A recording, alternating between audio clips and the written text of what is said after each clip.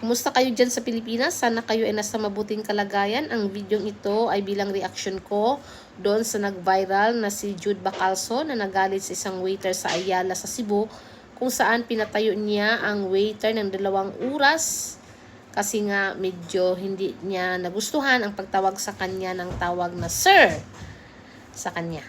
Okay? So, may nag-PM kasi sa akin kung mayroon bang ganitong pangyayari dito sa Amerika. Sa aking karanasan, wala akong karanasan na nagalit sa akin at tinawag kong sir. Wala pa, pero siguro meron kasi nga medyo malakas ang LGBTQ community dito sa Amerika. So, kasi kung ma-offend yan sila dito sa pagtawag mo ng ganyan, kung hindi sila i-recognize, pwede kang kasuhan ng anti-discrimination. So, ganun, dito. So, medyo malakas. Kaya, medyo careful din ako dito sa mga pag-deal sa mga ganyang mga tao. At hindi ako nagjo-joke kasi ayaw kong maka-offend nga sa kanila. Sa pagkakalam ko lang, mayroon akong katrabaho na hindi siya magpatawag ng pronoun na she. Ang gusto niyang itawag sa kanya ay ang pronoun na he or they. So, bilang isang tao na may respeto sa LGBTQ community, ako po may mataas na respeto sa kanila.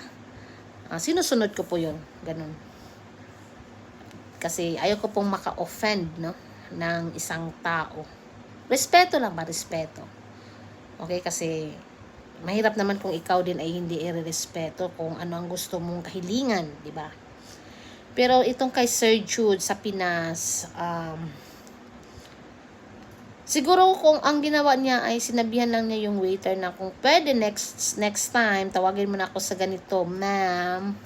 Kasi itong gusto ko, mas maganda ganun.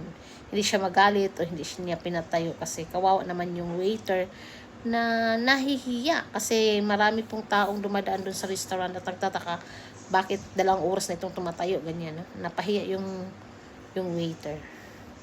At talagang kahit ganun si Sir Jude, hindi naman talaga din siya talaga babae, diba?